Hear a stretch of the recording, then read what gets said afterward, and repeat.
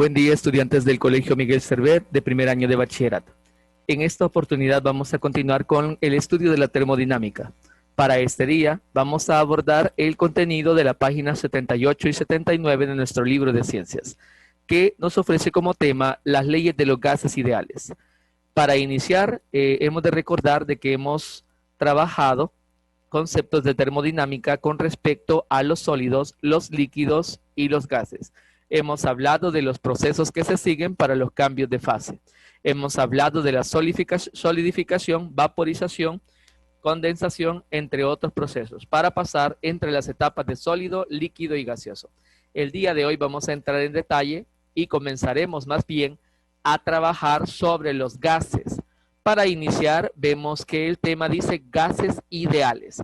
El día de hoy, jueves 17 de agosto del 2020, el día martes, evidentemente no hemos tenido clases en vista de que es un asueto debido al mes de la independencia.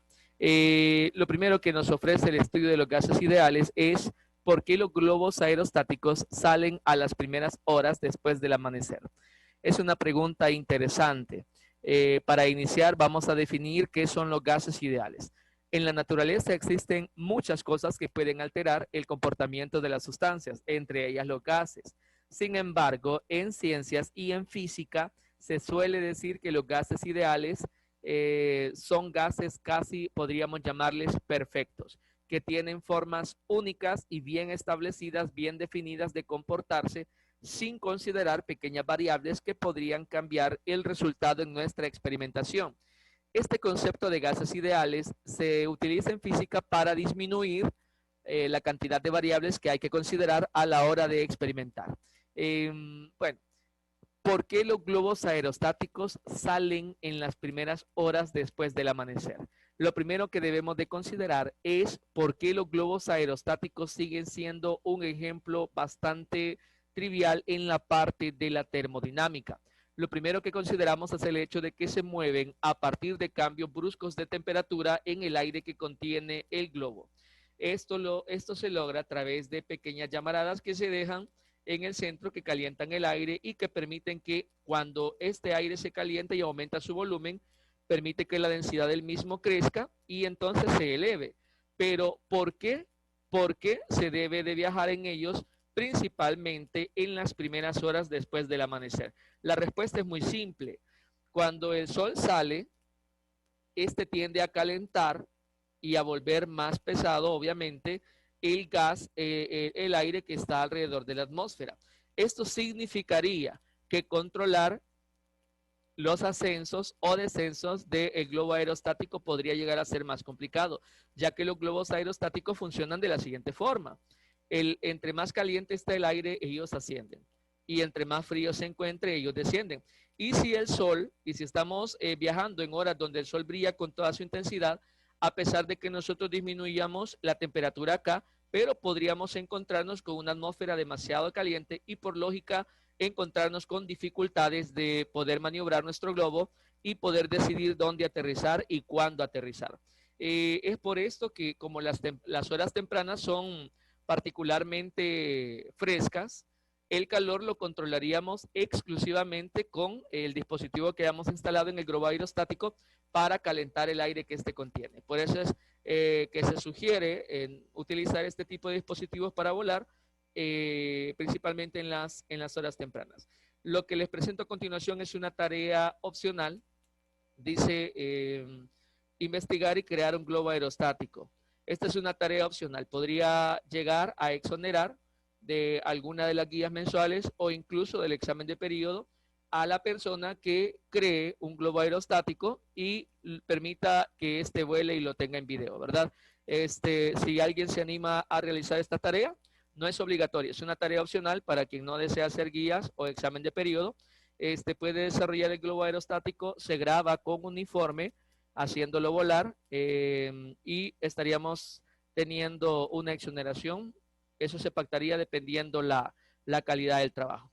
Bueno, aquí tenemos ya y entramos en materia que son los gases ideales. Como podemos notar, realmente no es algo que exista. Los gases ideales no es algo que exista, sino que es una herramienta empleada en física. Donde nosotros lo que buscamos es creer que todos los gases se van a comportar de esa forma exactamente por facilidad, ¿verdad? Y generalizarlos a los gases y contemplarlos bajo una misma forma de entendimiento. Los gases, vamos a pensar que todos se comportan casi igual en cuanto a presión y temperatura, que son dos de las variables más significativas que alteran la forma de comportarse de los gases, la presión y la temperatura. Evidentemente juegan de la mano, mucha parte de la presión de un gas depende de la temperatura, pero esto es un juego completamente eh, que está dentro de una ecuación y que podemos, por tanto, definir desde antes de experimentar. Bueno, ya que hemos definido que los gases ideales es una consideración en física que nos permite volver más sencilla la experimentación, vamos a ver qué características tienen los gases ideales como tales. Están formados por partículas sin efectos electromagnéticos, conservan su energía cinética. La energía cinética de un gas ideal es directamente proporcional a la temperatura. Es decir, que si aumentamos la temperatura dentro de un gas, también aumentará la movilidad de sus partículas. Eso es evidente, eso es bastante lógico, ¿verdad? La ecuación de los gases ideales es esta. Presión por volumen igual al número de moléculas por una constante por la temperatura. Esta es la ecuación con la que vamos a calcular los ejercicios de los gases ideales. Por ejemplo, cuando querramos encerrar un gas dentro de un cilindro y queremos saber qué volumen podría llegar a alcanzar ese gas dentro del tambo con la temperatura que normalmente se encuentra dentro de los hogares, podemos hacerlo a través de esta ecuación de gases ideales que nos permitiría predecir qué tan fuerte o qué tan endeble podemos crear nuestro cilindro para contener al gas que deseamos encerrar, ¿verdad? La P viene de presión atmosférica, la B viene del volumen ocupado por el gas, N es el número de moles, la T es temperatura, que normalmente viene expresada en Kelvin, la R es una constante de gases ideales, que normalmente equivale a 0.082 atmósferas litros por Kelvin mol, ¿verdad? El día de hoy hemos logrado introducir el concepto de gases ideales, también hemos hablado de las características de los gases ideales, hemos explicado por qué los globos aerostáticos deben volar principalmente en las horas tempranas y hemos introducido la ecuación de los gases ideales. Asimismo, les dejo las principales leyes que abordan a los gases ideales, siendo 4 las principales.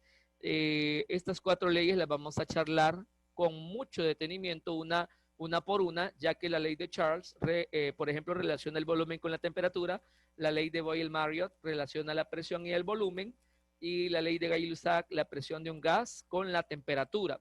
Avogadro es una ley que muchos conocemos ya, que trabaja principalmente midiendo la cantidad de partículas dentro de diferentes volúmenes de gases, ¿verdad? Esta es la teoría que tenemos hasta este día. Vamos a dejarlo hasta ahí porque lo que tenemos a continuación son los ejercicios que corresponden al cálculo de volúmenes de gases ideales. Muchas gracias, primer año. Feliz tarde.